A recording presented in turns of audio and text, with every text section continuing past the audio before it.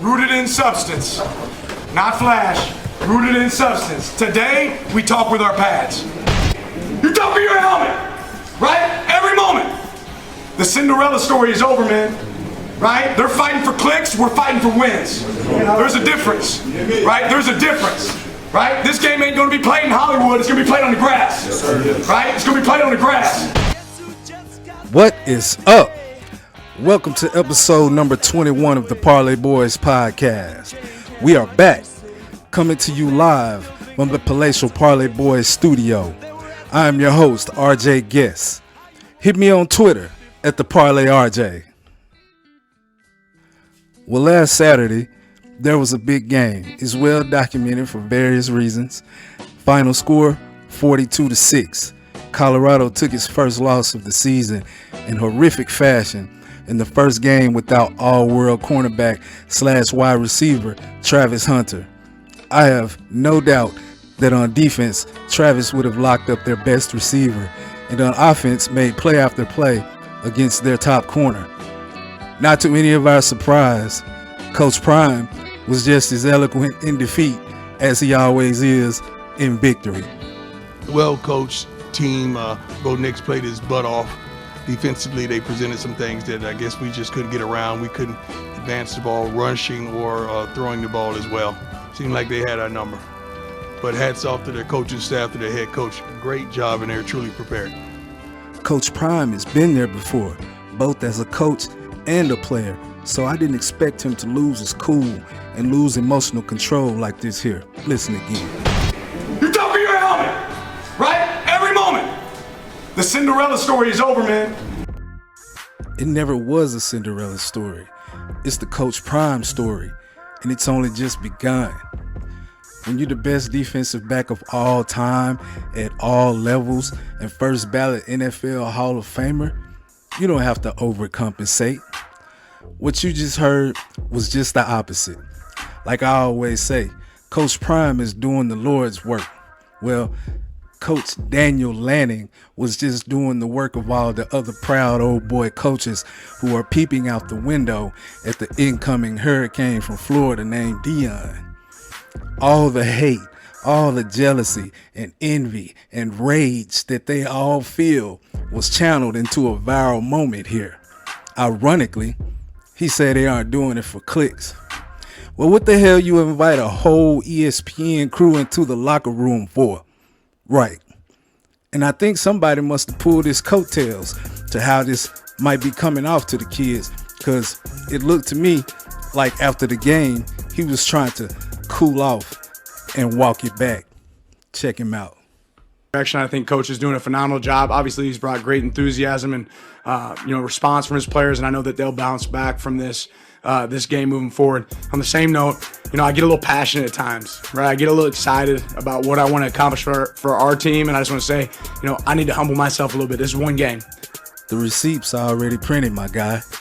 Now it just looks like he had time to think about all the young 4- and 5-star athletes and their parents whose living rooms he's been in and will be in.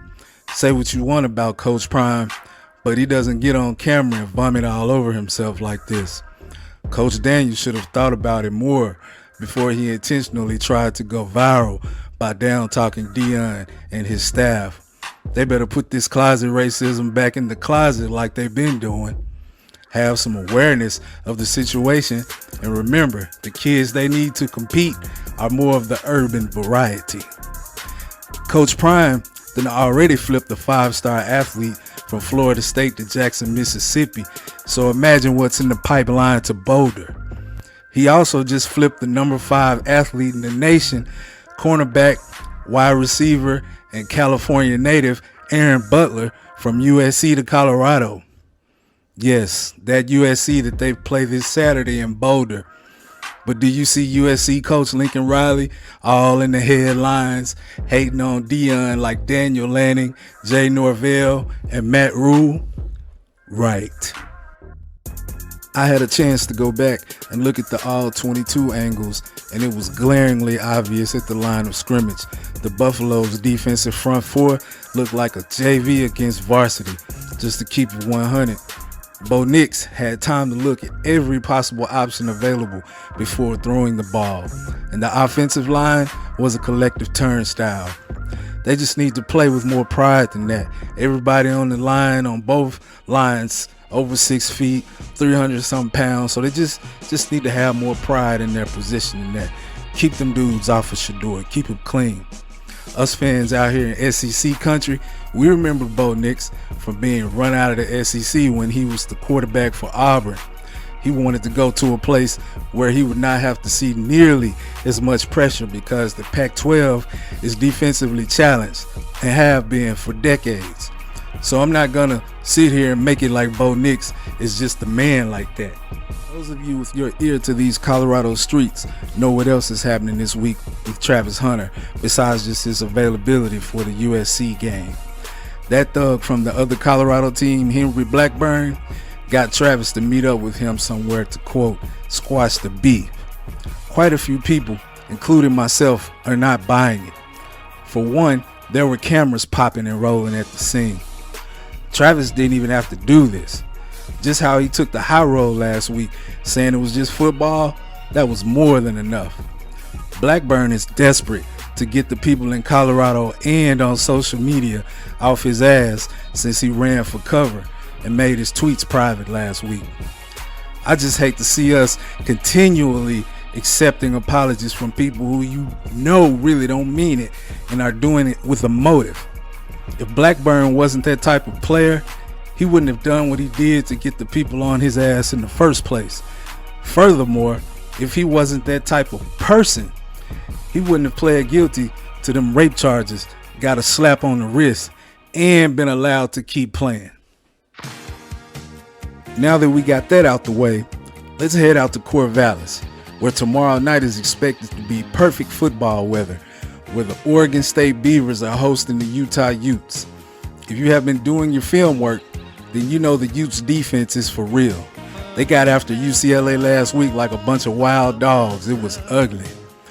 On the offensive side, the Utes are not as far along, and against this Oregon State offense led by former Clemson quarterback DJ Uiagalelei, they would need to score to keep up. But I'm afraid they will have multiple 3-and-outs and cause the Utes defense to wear down.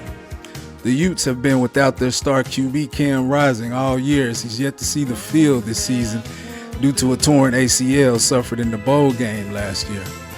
So I'm telling you right now, the Utes need to play complimentary football, and I don't see it happening yet.